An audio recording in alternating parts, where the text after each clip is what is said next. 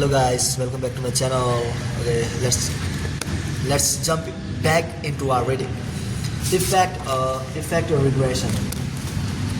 People who have experienced a certain kind of pleasure in the past will try to repeat or relive it. The deepest rooted and most pleasurable memories are usually those from earliest childhood and are often unconsciously associated with a parental God figure. Bring your targets back to that point by placing yourself in the Oedipal triangle and positioning them as the needy child. Unaware of the causes of their emotional response, they will fall in love with you. Alternatively, you too can regress, letting them play the role of the protecting, nursing parent. In either case, you are offering the ultimate fantasy, the chance to have an ultimate relationship with mommy or daddy, son or daughter. The erratic regression. As adults, we tend to overwhelm our childhood in their dependency and powerlessness. Children generally suffer, yet when we get older, we conveniently forget about that and sentimentalize the supposed paradise we have left behind. We forget the pain and remember only the pleasure. Why? Because the responsibilities of adult life are a burden so oppressive at times that we secretly yearn for the dependency of a childhood, for that person who looked after our every need, assumed our cares and worries. This daydream of ours has a strong erotic component, for the child's feeling of being dependent on the parent is charged with sexual undertones. Give people a sensation similar to that protected, dependent feeling of childhood, and they will project all kinds of fantasies onto you, including feelings of love or sexual attraction that they will attribute to something else. We won't admit it, but we long to regress, to shed our adult exterior and vent the childish emotions that linger beneath the surface.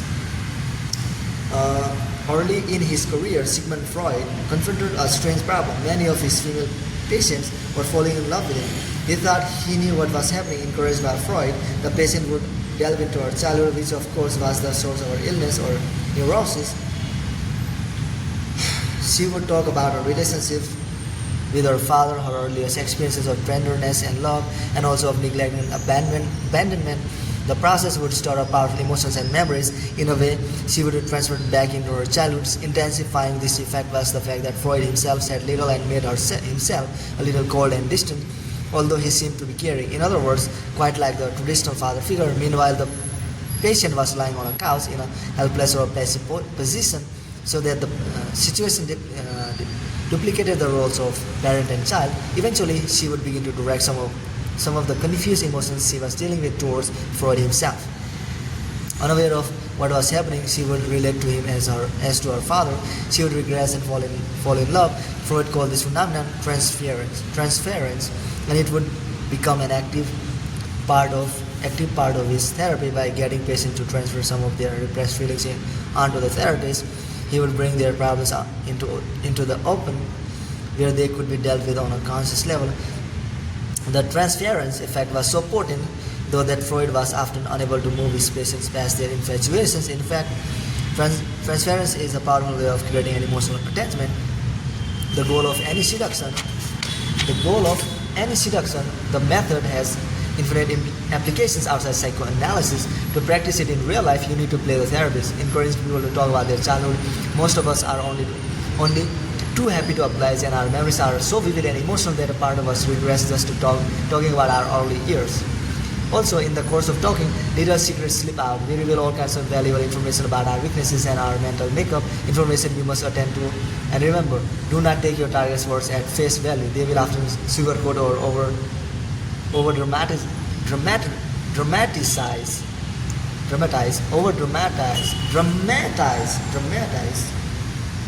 events in childhood, but pay attention to their tone of voice, to any nervous tics as they talk, and particularly to anything they do not want to talk about, anything they deny or that makes them emotional. Many statements actually mean their opposite. Should they say they hated their father, for instance, you can be sure that they are hiding a lot of disappointment, that they actually loved their father only 2 months and perhaps never quite got what they wanted from him. Listen closely for recurring themes and stories. Most importantly, learn to analyze emotional responses and see what lies behind them. While they talk, maintain their therapist's pose, attentive but quiet, making occasional non-judgmental comments, be carrying your distance somewhat blank in fact, and they will begin to transfer emotions and project fantasies onto you. With the information you have gathered about their childhood and the trusting bond you have forged, you can now begin to affect the regression. Perhaps you have uncovered a powerful attachment to a parent, a sibling, a teacher, or an early infatuation. A person who casts a shadow over their present lives. Knowing what it was about this person that affected them so powerfully, you can now take over that role. Or perhaps you have learned of an immense gap in their childhood, a neglectful father, for instance. You act like that parent now, but you replace the original neglect with the attention and affection that the real parent never supplied. Everyone has an unfinished business from childhood. Disappointments, lacks, painful memories, finish what is unfinished, discover what your target never got, and you have the ingredients for a deep-rooted seduction. The key is not just to talk about memories, that is weak. What you want is to get people to act out in their present old issues from their past without their being aware of what is happening. The regression you can affect fall into four main types. The infantile regression. The first bond, the bond between the mother and her infant, is most powerful one.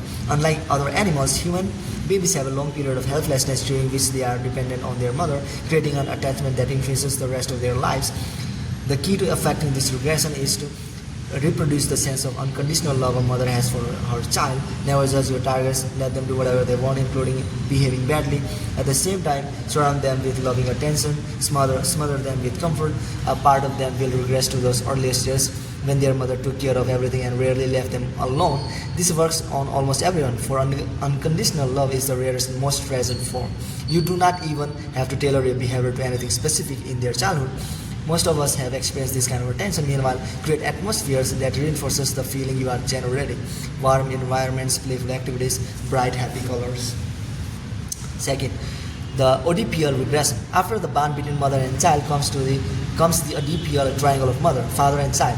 This triangle forms during the period of the child's earliest erotic fantasies. A boy wants his mother to himself. A girl does the same with her father, but they never quite have it that way. For a parent will always have competing connections to a spouse or to other adults. Unconditional love has gone. Now inevitably, the parent must sometimes deny what the child desires, transfer their victims back to their period, play a parental role, be loving but also sometimes scold and instill some discipline. Children actually love a little discipline. It makes them feel that the adults care about them. And adult children too will be thrilled if you mix your tenderness with a little toughness and punishment. Unlike infantile regression, or ODPL regression must be tailored to your target. It depends on the information you have gathered. Without knowing enough, you might treat a person like a child, scolding them now and then only to discover that you are storing up ugly memories. They had too much discipline as a child, or you might store up memories of a parent they loathed, and they will transfer those feelings to you. Do not go ahead with the regression until you have learned everything you can about their childhood, what they had too much of, what they lacked, and so on. If the target is strongly attached to a parent, but that attachment was partially negative, the ODPL regression strategy can still be quite effective. We always feel ambivalent towards a parent. Even as we love them, we resent having had to depend on them. Don't worry about storing up these ambivalences which don't keep us from being tied to our parents. Remember to include an erotic component in your parental behavior. Now your targets are not only getting their mother or father all to themselves, they are getting something more, something previously forbidden but now allowed. The ego ideal regression. As children, we often form an ideal figure out of our dreams and ambitions. For us, that ideal figure is the person we want to be. We imagine ourselves as brave, adventurous, romantic figures. Then in our adolescence, we turn our attention to others, often projecting our ideas onto them. The first boy or girl we fall in love with may seem to have the ideal qualities we wanted for ourselves, or else may make us feel that we can play that ideal role in relation to them. Most of us carry these ideals around with us, buried just below the surface. We are secretly disappointed in how much we had to compromise, how far below the ideal we have fallen as we have gotten older. Make your targets feel they are living out this youthful ideal and coming closer to being the person they wanted to be. And you will effect a different kind of regression, creating a feeling of reminiscence of adolescence. The relationship between you and the seduced is, in this instance, more equal than in the previous kinds of regression, more like the affection between siblings. In fact, the ideal is often model on a brother or sister. To create this effect, strive to reproduce the intense innocent mood of a youthful infatuation. Fourth, the reverse parental regression. Here you are the one to regress. You deliberately play the role of the cute, adorable, yet also sexually charged child. Older people always find younger people incredibly seductive. In the presence of youth, they fear little of their own youth return, but they are in fact older and mixed into the invigoration. They feel in young people's company is the pleasure of playing the mother or father to them. If a child has erotic feelings towards a parent, feelings that are quickly repressed, the parent must deal with the same problem in reverse. Assume the role of the child in relation to your targets, however, and they get to act out some of those repressed erotic sentiments. The strategy may seem to call for a difference in age, but this is actually not critical. Marilyn Monroe's exaggerated little girl qualities work just fine on men her age. Emphasizing a weakness or vulnerability on your part will give the target a chance to play the protector. Some examples. 1. Some examples. The parent of Victor Hugo separated shortly after the novelist was born in 1802. Hugo's mother, Sophie, had been carrying on an affair with her husband's superior officer at Journal. She took the 3 Hugo boys away from their father and went off to Paris to raise them on her own. Now the boys led a tumultuous life, featuring bouts of poverty, frequent moves, and their mother's continued affair with the general. Of all the boys, Victor was the most attached to his mother, adopting all her ideas and pet peeves, particularly her hatred of his father. But with all the turmoil in his childhood, he never felt he got enough love and attention from the mother he adored. When she died in 1821, poor and debt-ridden, he was devastated.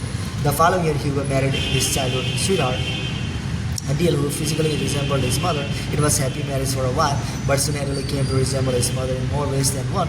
In 1832, he discovered that she was having an affair with their French literary critic Saint-Beuve, who also happened to be Hugo's best friend at the time. Hugo was a celebrated writer by now, but he was not the calculating type. He generally wore his heart on his sleeves, yet he could not confide in anyone's about Adele's affairs. It was too humiliating.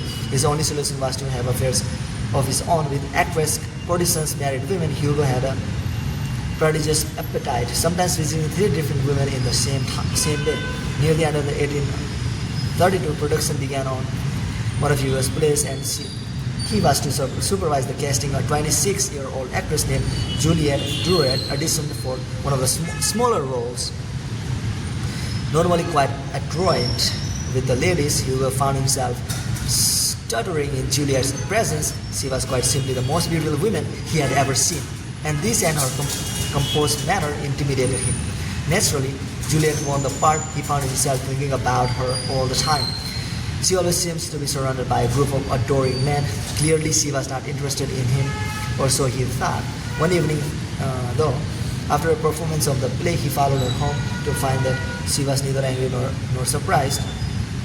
Indeed, she invited him up to her apartment. He spent the night, and soon he was spending almost every night there. Hugo was happy again. To his delight, Juliet quit her career in the theater, dropped her foreign friends, and learned to cook. She had loved fancy clothes and social affairs. Now she became Hugo's secretary, rarely leaving the apartment in which he had established her and seeming to leave only for his visits. After a while, however, Hugo returned to his old ways and started to have little affairs on the side.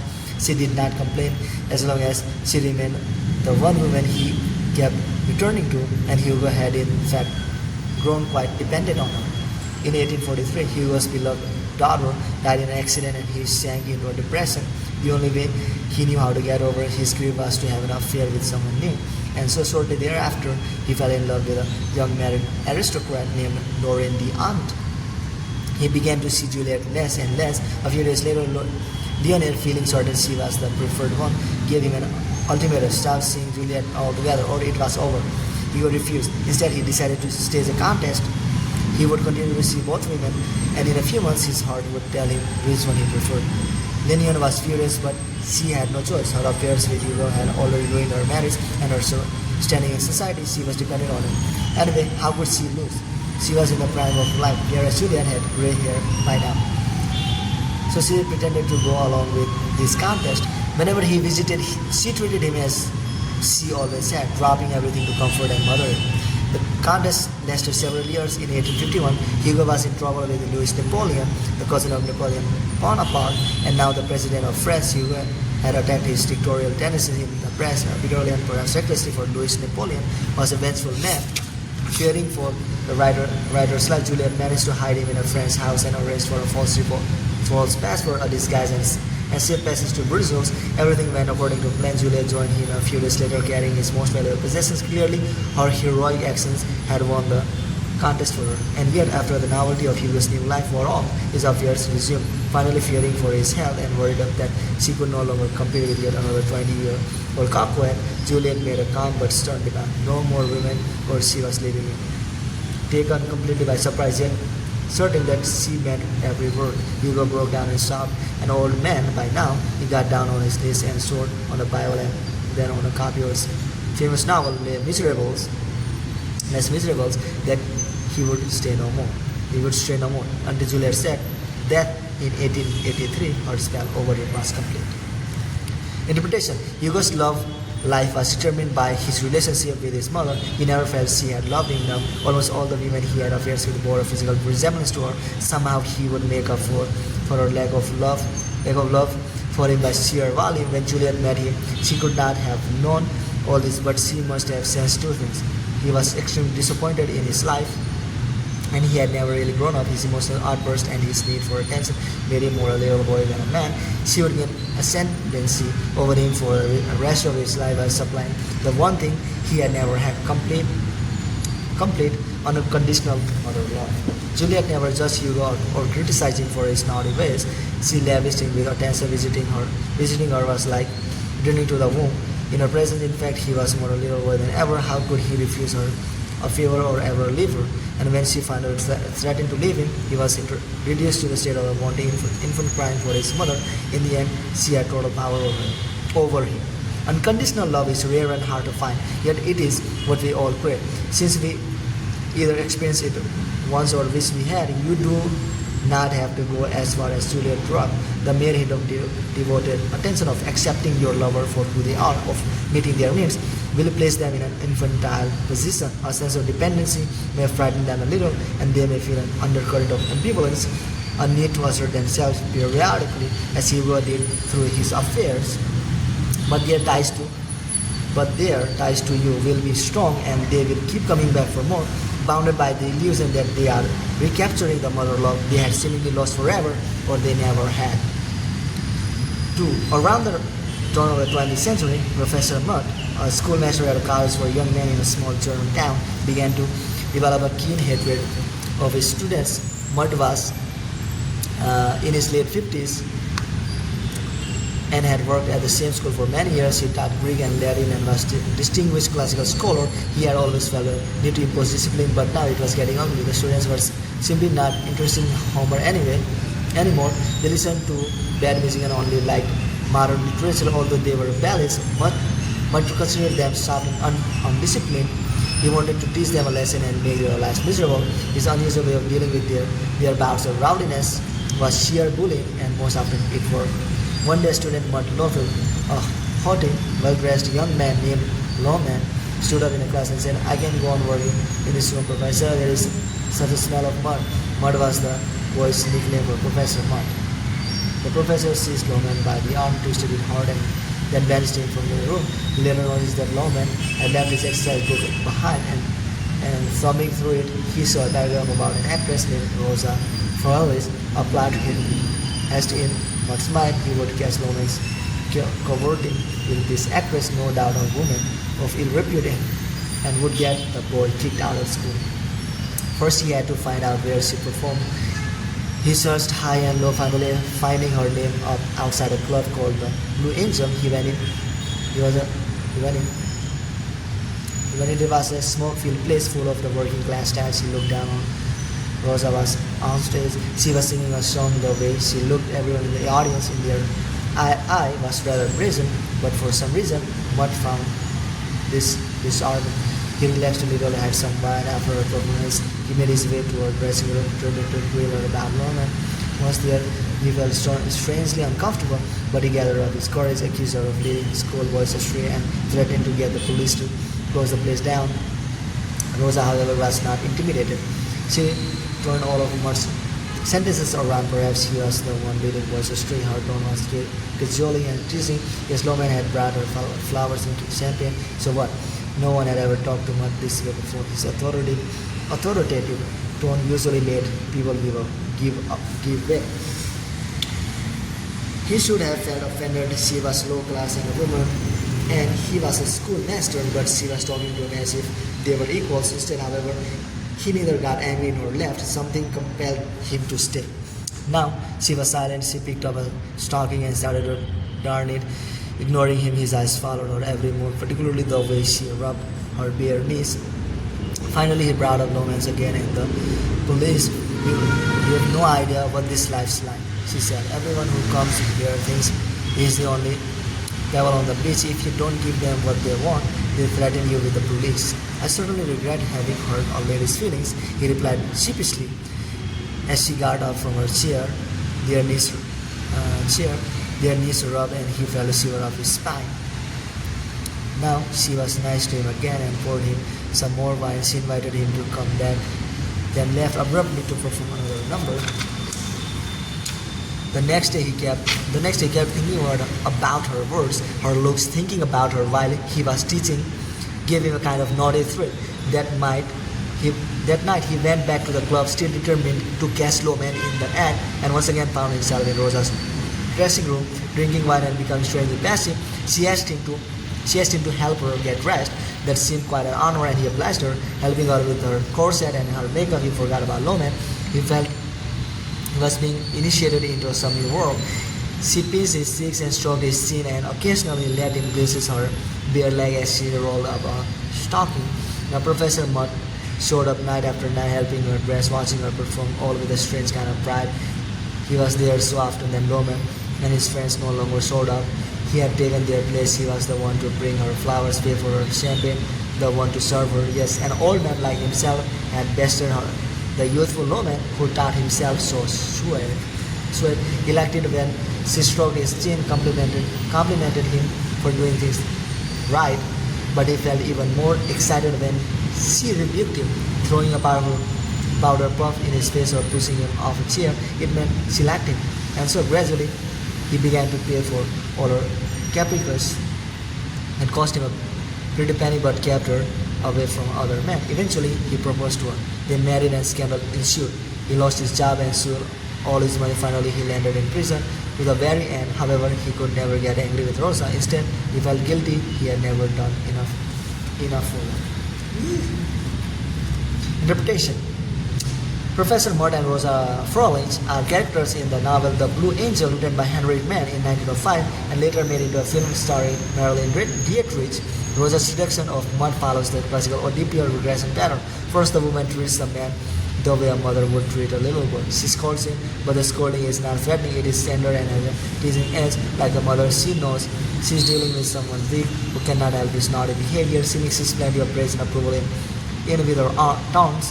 Once the man begins to regress, he adds physical excitement, some bodily contact to excite him, sort of sexual overtones. As a reward for his aggression, the man may get the thrill of finally sleeping with his mother, but there is always an element of competition which the mother figure must heighten. The man gets to possess her all on his own, something he could not do with father in the way, but he first has to win her away from others. The key to this kind of regression is to see and treat your targets as children. Nothing about them intimidates you, no matter how much authority or social standing they have. Your manner makes it clear that you feel you are the stronger party. To accomplish this, it may be helpful to imagine or visualize them as the children they once were. Certainly, powerful people do not seem so powerful and threatening when you regress them in your imagination.